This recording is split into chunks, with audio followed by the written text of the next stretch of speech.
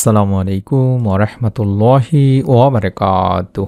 প্রিয় ভাই বোনেরা, অবশ্যই একটু থামবেন, এই ভিডিওটা কখনোই স্কিপ করবেন না।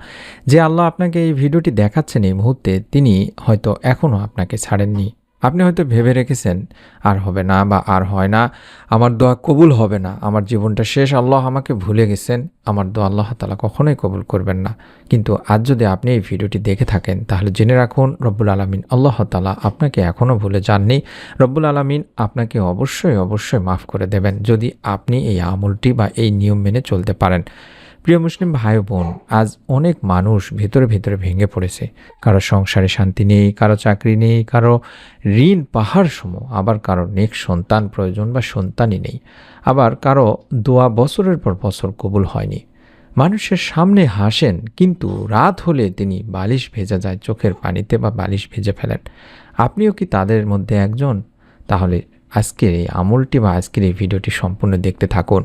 প্রিয় দিনী ভাই বোন, আল্লাহ তাআলা কিন্তু কোরআনুল কারিমে বলেছেন, আমি তো আমার বান্দার খুবই নিকটে, অর্থাৎ খুব কাছাকাছিতে আছেন, তোমরা ডাকো। সূরা বাকারাতে বলা হয়েছে। আরেক জায়গায় আল্লাহ বলেন, তোমার রব তোমাকে কখনোই পরিত্যাগ করেননি।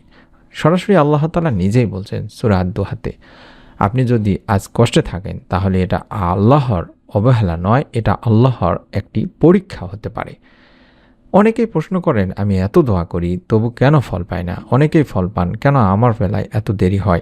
কারণ আল্লাহ সময়ের আগে দিলে আপনি হয়তো নষ্ট হয়ে যেতে পারেন।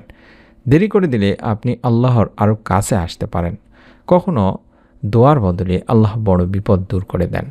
তাই দোয়া কখনোই নষ্ট হয় না বা বৃথা যায় না।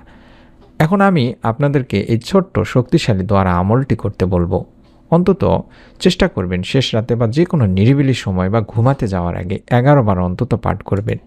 ইয়া হাইয়্যু ইয়া কাইয়্যুম বিরহমাতিকা আস্তাগীথ, ইয়া হাইয়্যু ইয়া কাইয়্যুম বিরহমাতিকা আস্তাগীথ, ইয়া হাইয়্যু ইয়া কাইয়্যুম বিরহমাতিকা আস্তাগীথ। এভাবে অন্তত প্রতিদিন রাতে ঘুমাতে যাওয়ার আগে হোক কিংবা শেষ রাতে 11 বার করে পড়বেন, অথবা বাংলায় বলবেন, হে চিরঞ্জীব, হে সব কিছু ধারক, আপনার রহমতের মাধ্যমে আমি সাহায্য চাই।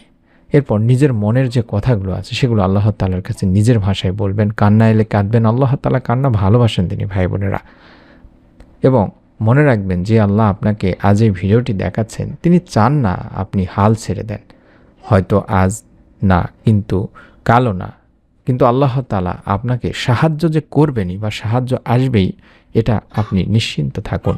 শর্ত একটাই, শুধুমাত্র আল্লাহর উপর আপনাকে ভরসা রাখতে হবে, ভরসা কখনোই ছাড়া যাবে না।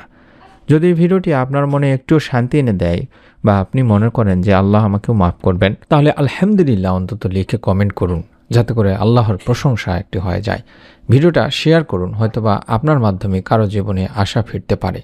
আবারও বলছি, মনে রাখবেন যে আল্লাহ আপনাকে এই ভিডিওটি দেখাচ্ছেন বা এই আমলটি সম্পর্কে জানাচ্ছেন, তিনি আল্লাহ তাআলা কখনোই আপনাকে ছাড়েননি বা ছাড়বেনও না ইনশাআল্লাহ। তাই মনের মধ্যে বিশ্বাস নিয়ে আমলটি করা শুরু করুন। অবশ্যই রব্বুল আলামিন আপনাকেও এর প্রতিদান দান করবেন।